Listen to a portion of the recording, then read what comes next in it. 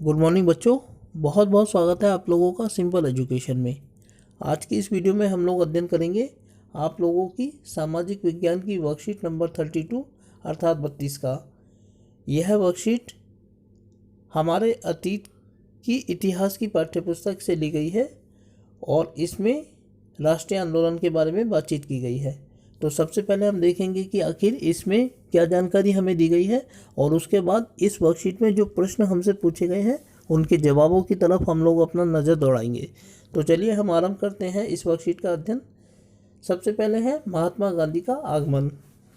दक्षिण अफ्रीका में नस्लभेदी पाबंदियों के खिलाफ अहिंसक आंदोलन का सफलतापूर्वक नेतृत्व कर गांधी जी 1915 में वापस भारत आए।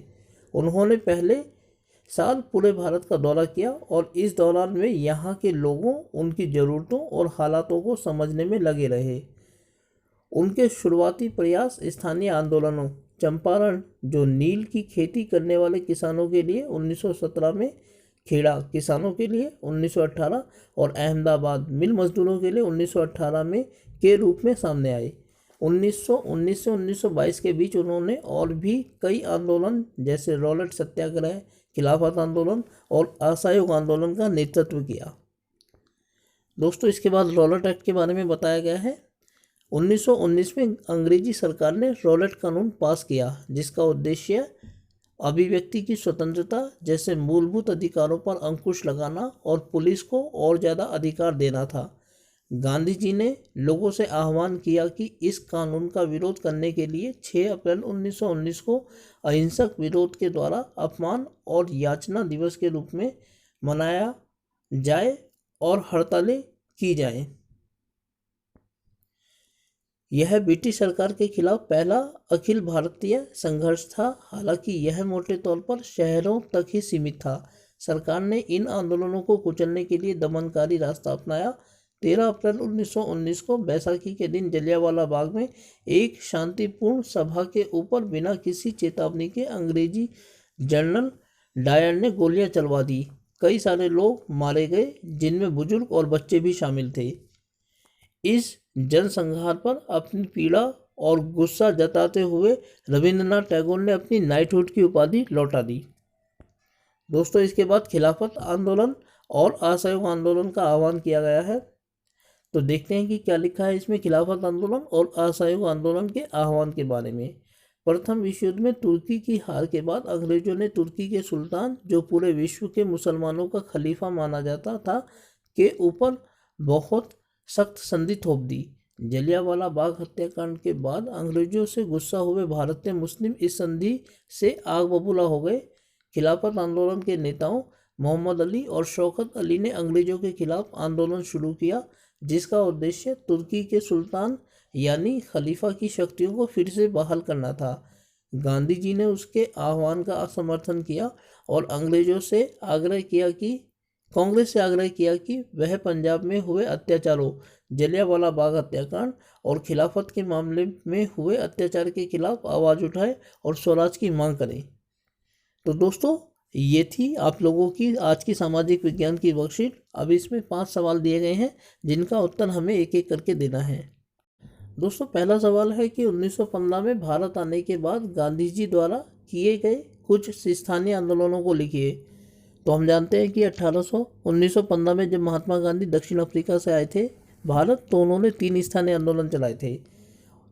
इस सवाल के जवाब को हम इस तरीके से लिख सकते हैं कि 1915 में दक्षिण अफ्रीका से वापस आने के बाद गांधी जी ने 3 स्थानीय आंदोलन चलाए। पहला चंपारण 1917 में, दूसरा खेड़ा 1918 और तीसरा अहमदाबाद 1918। सवाल नंबर 2 है कि रॉलेट कानून का भारतीय नेताओं ने विरोध क्यों किया। इस सवाल के जवाब को हम इस प्रकार लिख सकते हैं कि रॉलेट कानून का भारतीय नेताओं ने इसलिए विरोध किया क्योंकि इसके द्वारा भारतीयों की अभिव्यक्ति की स्वतंत्रता का अधिकार छीन लिया गया था। दोस्तों, ये एक ऐसा अधिकार था जिसमें शक के आधार पर अंग्रेजी सरकार किसी भी भारतीय को गिरफ्तार कर सकती थी और जिस भारतीय को इस कानून के अंतर्गत गिरफ्तार किया जाता था वह ना तो कोई विचार प्रस्तुत कर सकता था, ना ही किसी तरीके की अपील कर सकता था, ना ही कोई दलील रख सकता था और ना ही कोई वकील अपना कर सकता था। इस प्रकार इस कानून को बिना अपील, वकील और दलील का कानून कहा जाता था। अगला सवाल है कि खिलाफत आंदोलन क्या था, इसके नेताओं के नाम लिखिए। इस सवाल के जवाब को हम इस तरीके से लिख सकते हैं कि भारत में मुसलमानों द्वारा तुर्की के खलीफा के समर्थन में जो आंदोलन चलाया गया उसे खिलाफत आंदोलन कहा गया। मोहम्मद अली और शौकत अली इसके नेता थे। दोस्तों, मोहम्मद अली और शौकत अली दोनों ही भाई थे। इसके बाद जो अगला सवाल है वह इस प्रकार है कि गांधी जी ने असहयोग आंदोलन का आह्वान क्यों किया। इस सवाल के जवाब को हम इस तरीके से लिख सकते हैं कि जलियांवाला बाग हत्याकांड के विरोध में अंग्रेजी सरकार को असहयोग देने के लिए असहयोग आंदोलन का आह्वान किया गया। दोस्तों, गांधी जी का मानना ये था कि भारत में अंग्रेजी शासन इसलिए स्थापित हो सका है कि भारत के लोगों ने अंग्रेजी शासन स्थापित होने में खुद अंग्रेजी लोगों को सहयोग दिया है, और अगर भारत के लोग अब इस सहयोग को असहयोग में बदल देंगे तो भारत में अंग्रेजी शासन या तो समाप्त हो जाएगा या अंग्रेज खुद उन सिद्धांतों के आधार पर भारत में शासन करेंगे जिन सिद्धांतों के आधार पर भारत के लोग अंग्रेजों से शासित होना चाहते हैं।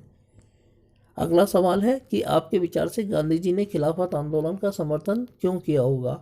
तो इस सवाल का जवाब हम इस तरीके से लिख सकते हैं कि क्योंकि गांधी जी ने असहयोग आंदोलन की भांति खिलाफत आंदोलन भी अंग्रेजी सरकार के खिलाफ था।